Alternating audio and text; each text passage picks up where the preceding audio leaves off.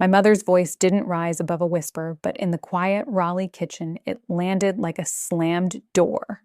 The clink of porcelain against granite, the faint sweetness of carnations in a bucket by the sink, even the low hum of the fridge.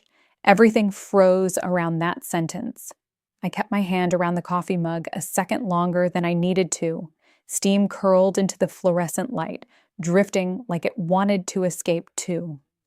Across from me, Marla bent over a cluster of ivory lilies, trimming stems with the precision of someone who's rehearsed this conversation 100 times. She never looked at me, as if eye contact would give me too much ground. I understand, I said, placing the mug down gently, not because I felt calm, but because calm was the only weapon I had left. My name is Harper Kendall. I'm 27, a wedding photographer based in Denver, Colorado. I've traveled coast to coast, documenting vows whispered under redwood trees, laughter that cracked open in desert chapels, fathers crying behind country barns. I've shot more than 200 weddings, and yet, my sister's wedding in Charleston, I won't be there. Mom says the guest list is tight, that Lily needs her spotlight. What she doesn't say, but has always meant, is that I'm too much, too tall, too loud, too successful, too inconvenient. For as long as I can remember, the family script has been written for one daughter only, and I've been cast as the shadow. The air smelled of fresh flowers and scorched coffee, an odd mix of celebration and dismissal. Marla's scissors snipped through another stem. Charleston deserves perfection, she murmured almost to herself. I thought of Lily, 24, the golden child, the one who never raised her voice above polite. She'll walk a beachfront aisle at sunset, pearls around her neck, 200 guests watching. And me? I'll be 3 states away, holding a plane ticket to somewhere my mother can't script me out. I didn't argue. I didn't plead. I just let the silence expand. The way steam expands when it leaves the cup. Because here's the truth. I wasn't invited. So I made other plans. I carried the silence out of that kitchen and into my car like a weight on the passenger seat. Raleigh's October air smelled of pine mulch and someone's backyard fire pit, a sweetness edged with smoke. I rolled the window down, not because it helped, but because I wanted proof that the world outside my family still existed, that there were roads and strangers and lives that didn't begin and end with the Kendall script. Patterns don't scream at you, they whisper, then repeat. For me, the refrain was always the same: don't outshine. When Lily graduated high school, Mom made me promise not to mention my scholarship at the dinner table. When she got her first internship, Dad suggested I save the news of my magazine feature for later, because it might overwhelm her. And when Lily announced her engagement to Brad Whitaker, my parents sat me down at this very kitchen island and told me to keep my relationship with Ethan low profile. For optics. Always for optics. Dad, Thomas, never looked cruel saying it.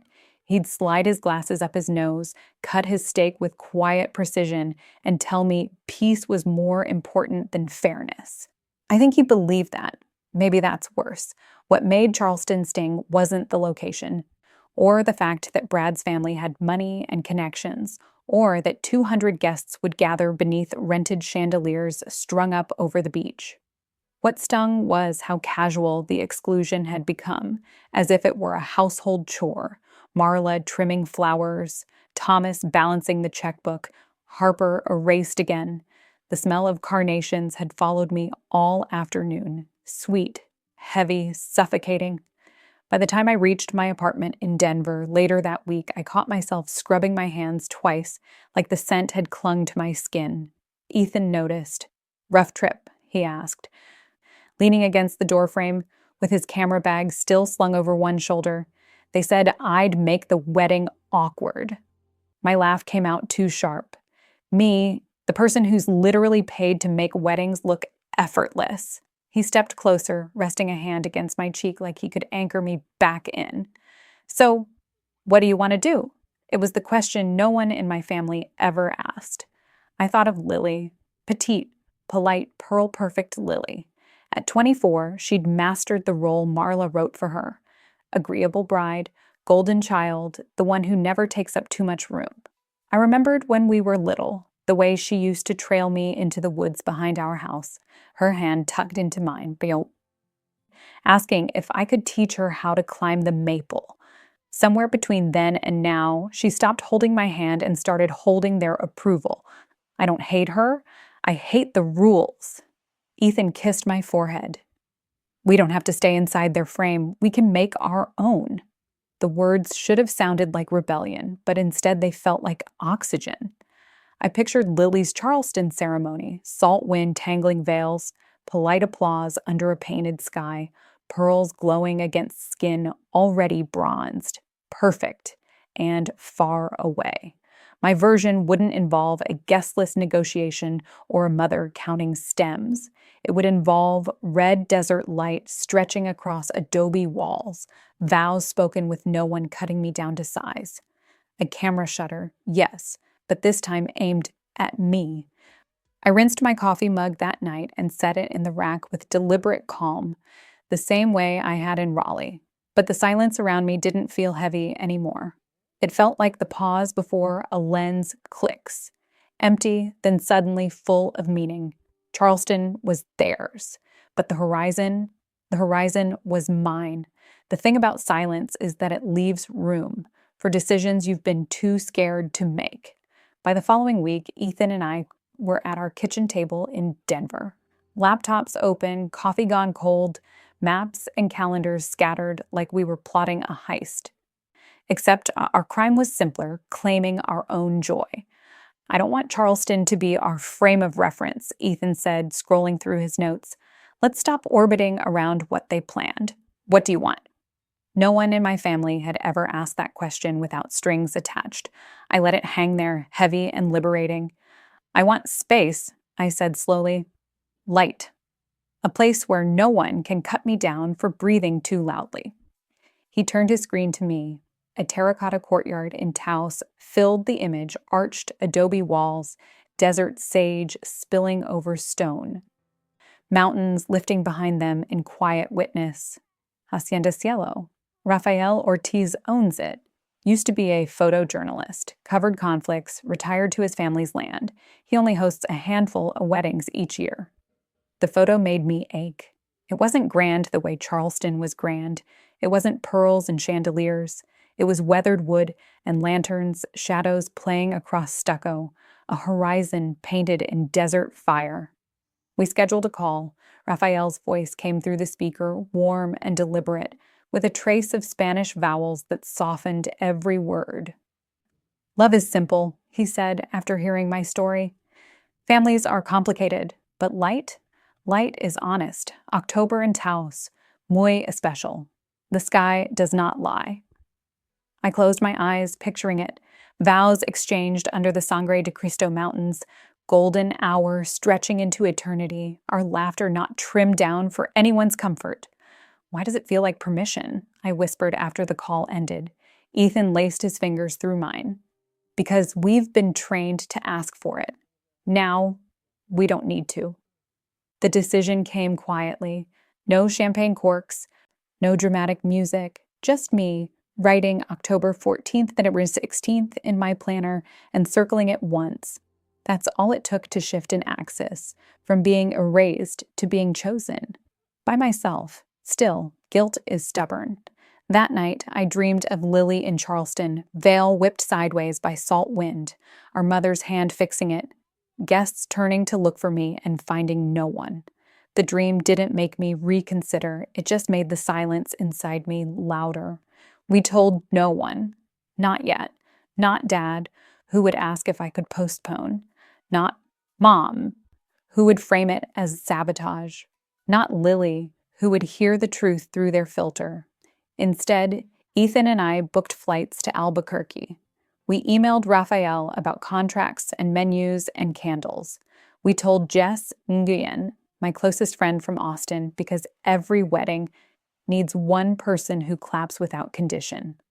You're really doing it, Jess said over FaceTime, her hair messy from editing, at 2 a.m. Not to prove a point, just to live.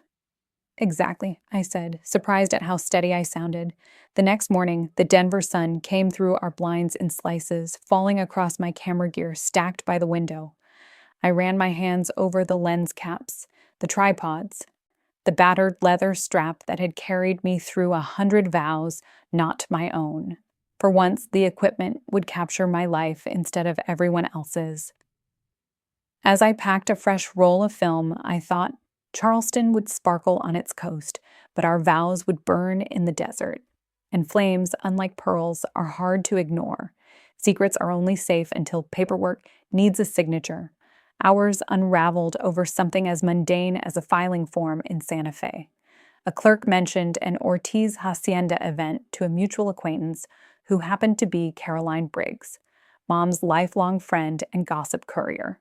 By the following Sunday dinner, my phone was vibrating nonstop.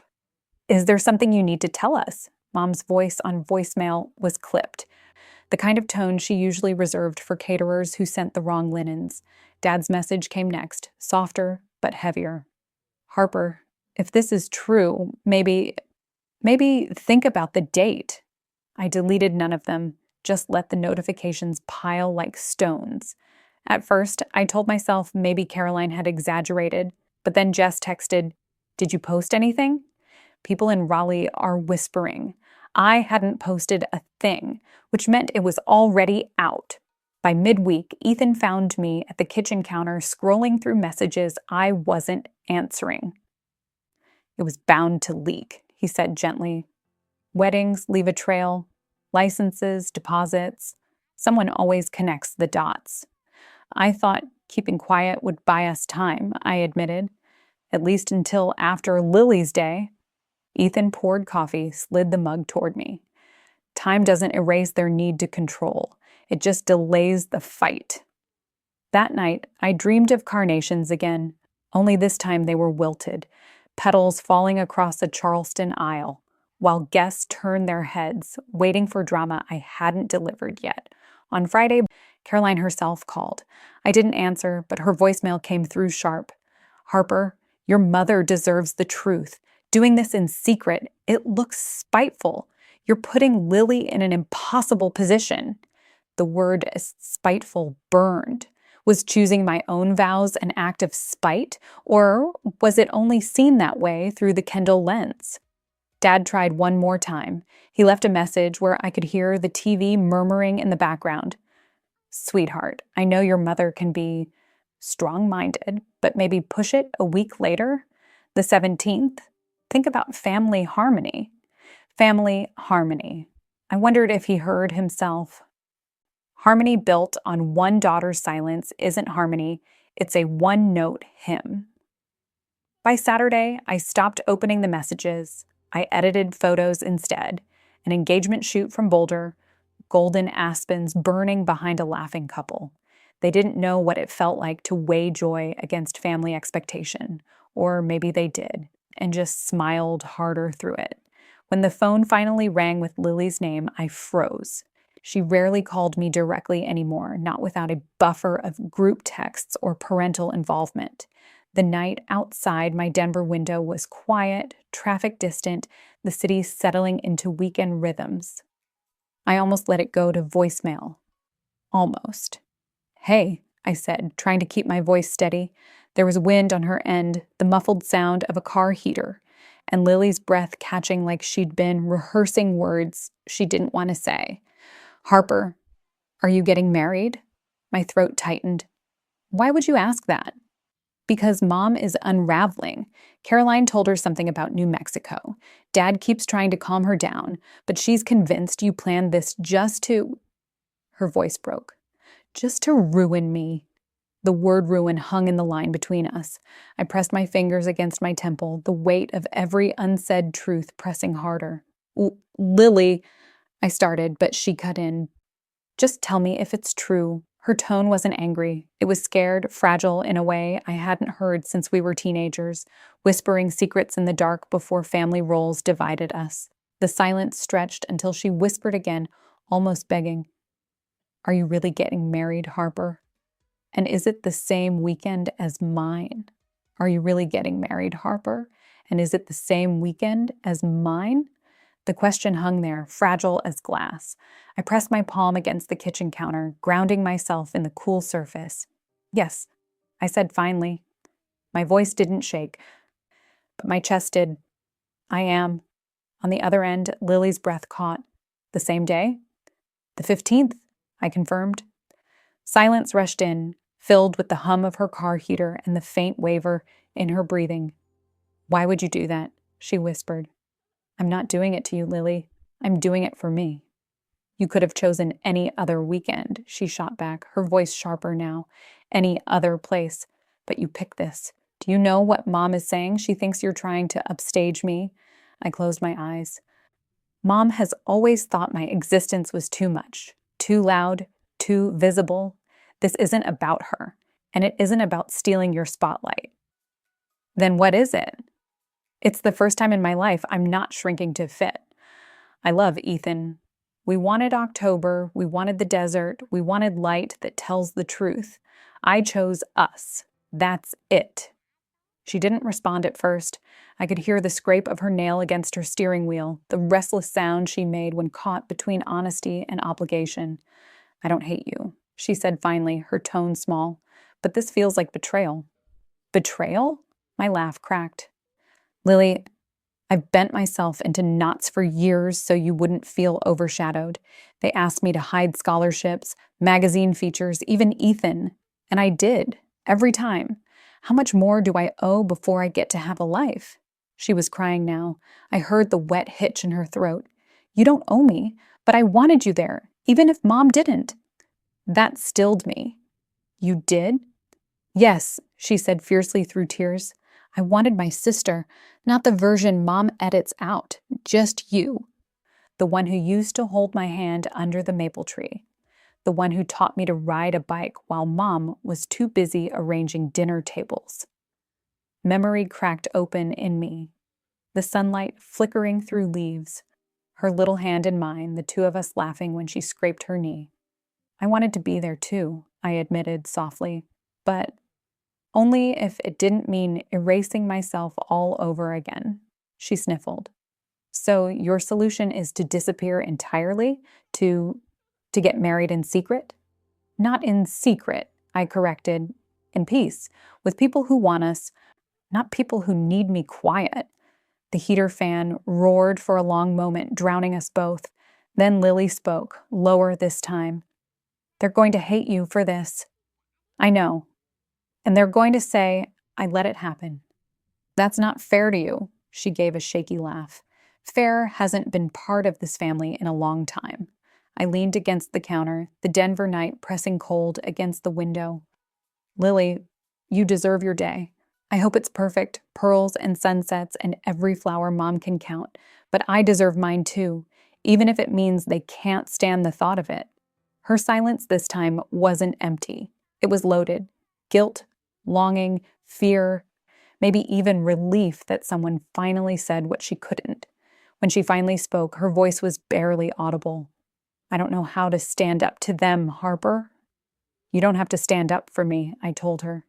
Just stand where you are. Live the life you want. That's all I ever wanted, too. She let out a trembling breath. I still love you. I love you, too. For a heartbeat, it almost felt like we were kids again, two sisters whispering under blankets before the scripts divided us. But then her next words cut through the fragile thread. Mom, we'll never forgive this. And then, almost like a confession, I don't know if I can either. The line went dead, leaving me staring at my reflection in the dark kitchen window. My own face looked like both a stranger and the girl who used to climb maples with Lily. The morning of October 15th broke open with desert light, sharp, gold, relentless. From the balcony of our rented casita in Taos, I could see the Sangre de Cristo Mountains rising like a wall of quiet witnesses. The air smelled of sage and dust, cool in the shade, but already warming where the sun touched adobe walls. Ethan stood by the window, adjusting his tie with fingers that had steadied cameras on cliffs, in protests, in storms. Today, they trembled. Cold feet? I teased, pulling the silk dress over my shoulders. Never, he said, grinning. Just realizing I've never filmed something I cared about this much. At Hacienda Cielo, Rafael greeted us at the gate, lantern in hand, though daylight already flooded the courtyard. The sky is perfect for vows, he said, lifting his chin at the blue stretching endless. His weathered hands smelled faintly of olive oil and film chemicals. Jess bustled behind me with a camera, muttering about exposures. Don't worry, she whispered. If you cry, it'll look cinematic. The ceremony itself was small by design, 10 chairs in a half circle, friends we loved, no seating charts, no polite strangers making small talk, just people who knew our story enough to clap without hesitation.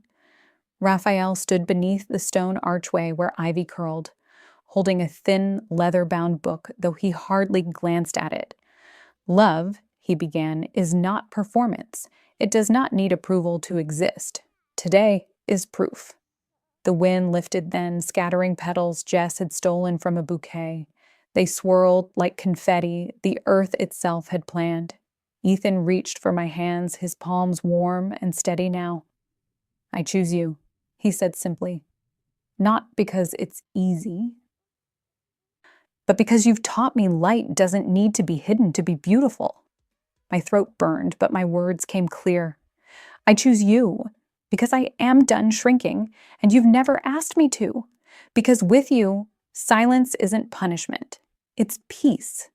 When Raphael pronounced us married, it wasn't with fanfare, but with a nod, as if acknowledging what was obvious all along. We kissed, the adobe wall warm at my back, and the courtyard erupted with laughter and applause that felt earned, not staged. Afterward, we ate outside, enchiladas layered with roasted chilies, wine from a nearby vineyard, tortillas Raphael's niece pressed by hand.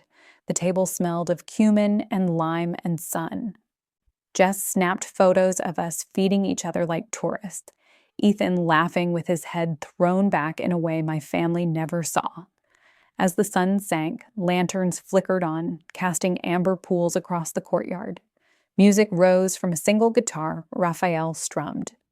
Rough, uneven, perfect. I leaned against Ethan, the desert cooling around us, sky painted in streaks of fire. You okay? He asked softly, his breath stirring the stray curls at my temple. I think this is the first time in my life I'm more than okay. Jess raised her glass. To Harper and Ethan, proof that love doesn't need permission slips. Everyone clapped, and for a brief, shimmering moment, it felt like the world had shrunk to this courtyard. No Charleston, no carnations, no whispered accusations, just adobe, music, laughter, and vows that belonged to us.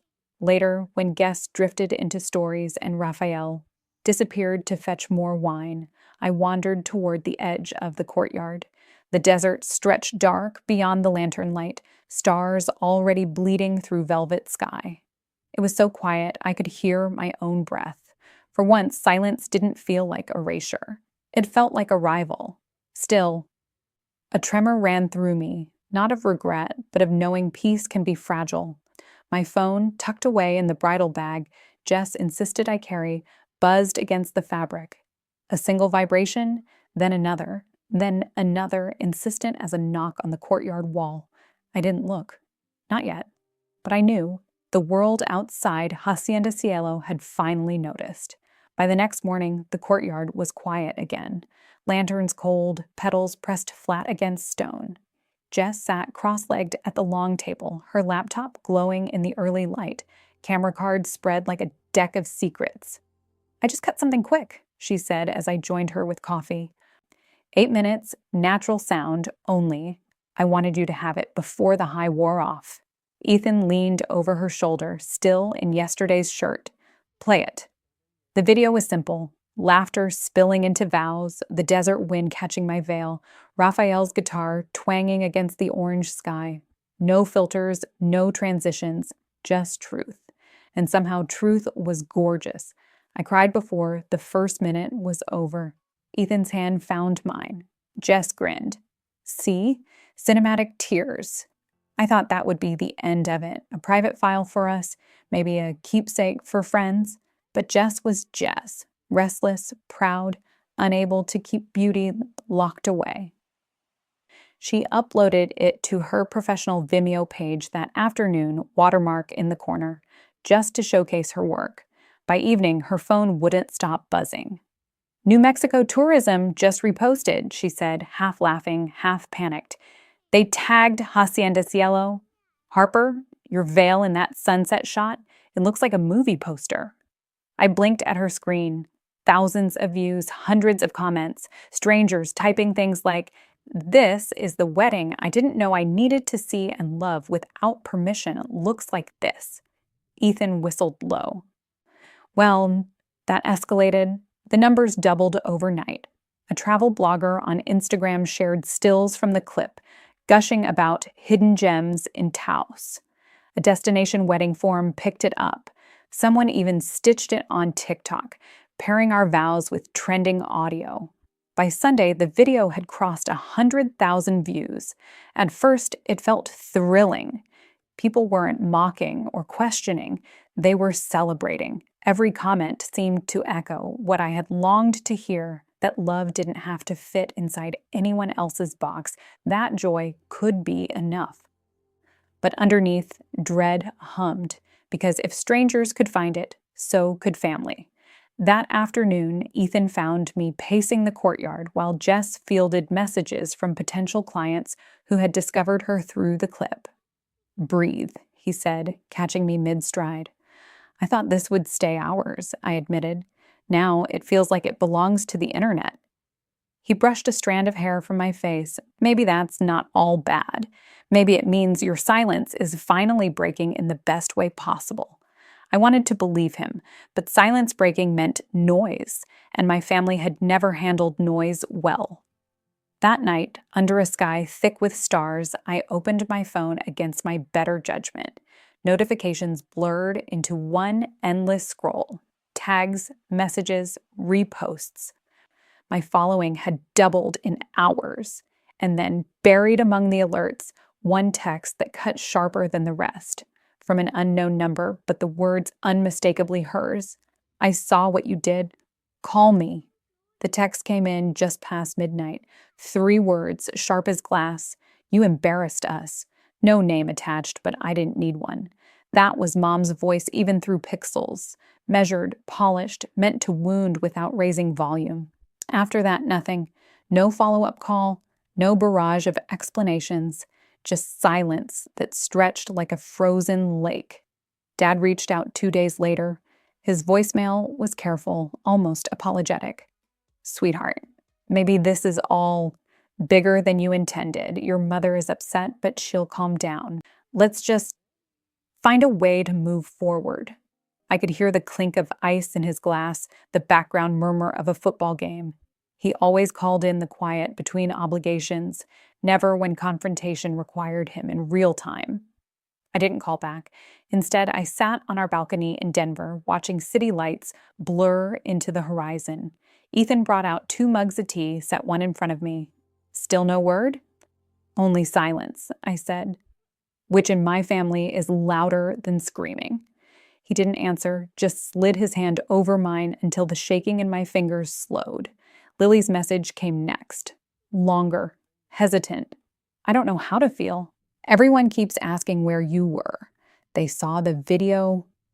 They think you tried to prove something. I wanted you with me, even if Mom didn't." I read it 3 times, each line tightening a different part of my chest. I typed back, erased, typed again. Finally, "I wanted to be there too, but not at the cost of vanishing. I hope your day was everything you dreamed." "I really do." Her reply took hours. It was beautiful, but it felt incomplete. And now it feels complicated. Complicated. That word carried all the weight of our childhood, of rooms where one daughter's success had to be dimmed so the others could shine. The silence from Mom hardened. Friends texted me screenshots. Caroline posting cryptic comments online, talking about selfish choices and family betrayal. I didn't engage. I couldn't.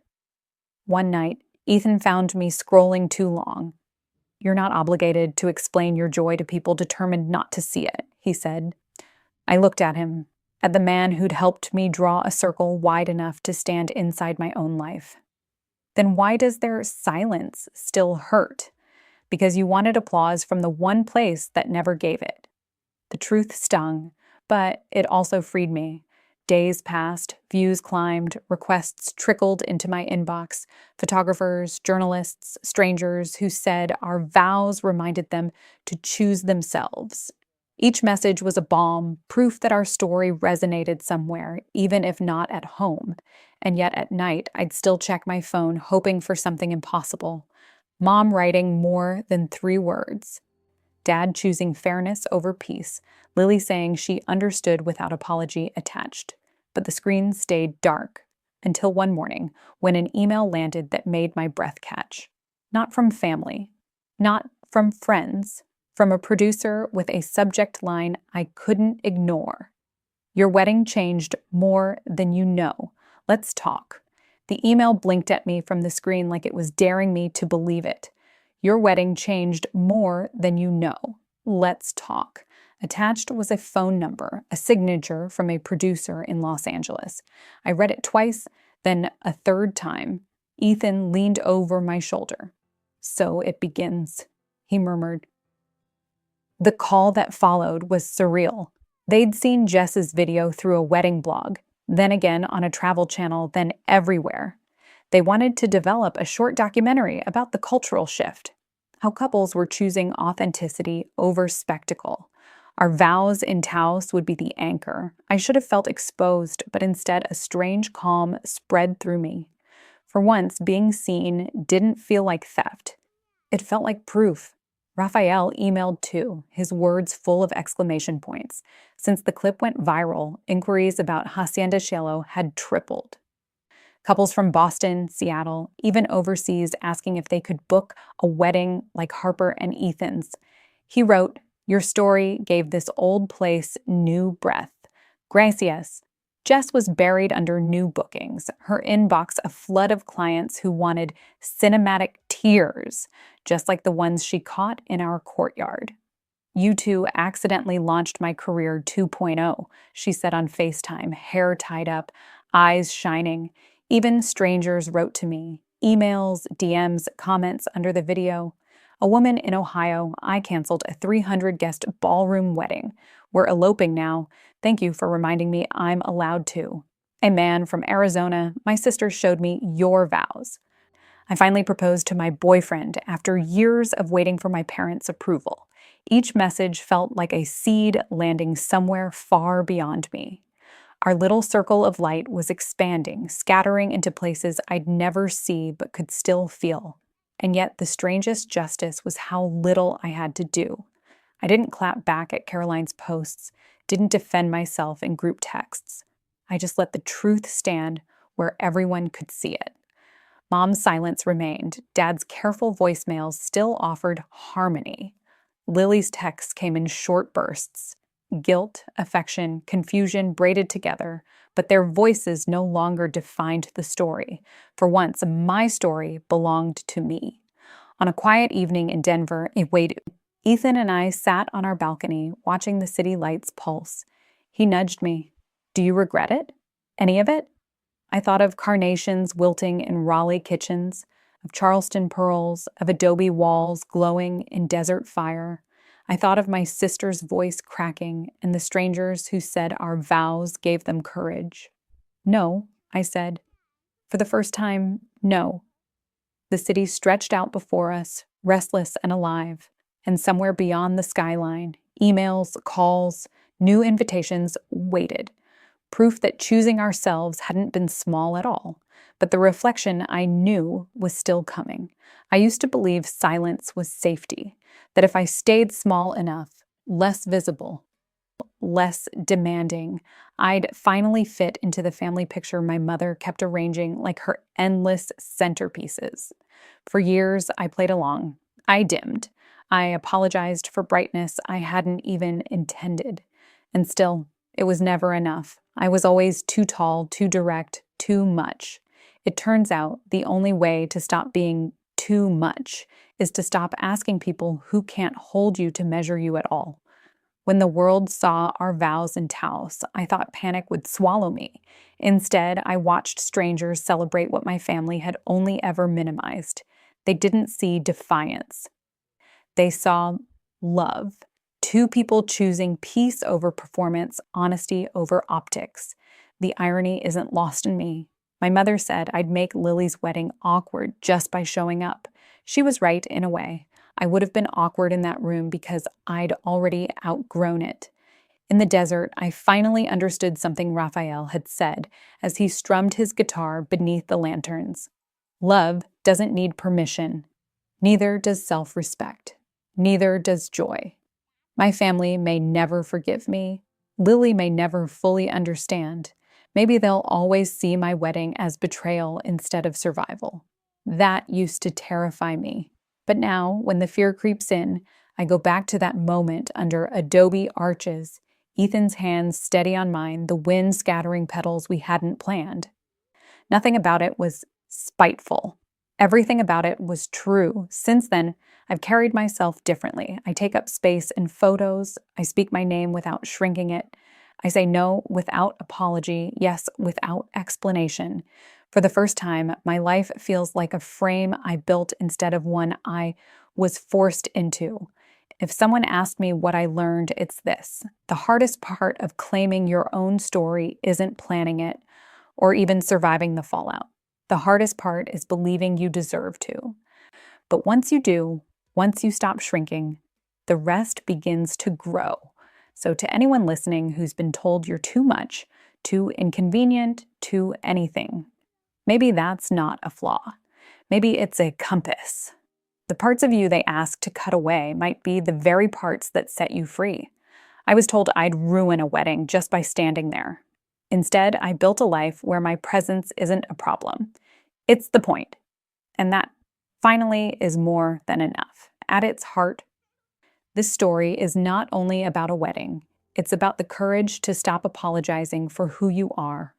For years, Harper lived in the shadows of a family that measured her worth by how little space she took up. She was told to stay quiet, to shrink, to bend herself so others could shine. Many of us know that feeling, giving up pieces of ourselves just to keep the peace, only to discover that peace built on silence never lasts. What Harper's journey shows is that choosing authenticity, even when it risks disapproval, is an act of survival, not selfishness. Love, joy, and dignity don't require permission slips. And sometimes the most powerful justice we can claim is simply standing tall in the life we've built without apology. For those watching, perhaps this is a reminder. It is never too late to honor your own story, to say yes to what fills you with light and no to what diminishes you. Whether you are 27 or 70, you deserve to live a life that feels true, not one that merely looks acceptable to others. If this story touched you, I invite you to reflect on where you might be holding yourself back and to take even one small step toward the freedom of being fully yourself. Thank you for spending this time with me. May your days ahead be filled with peace, honesty, and the kind of joy that needs no permission.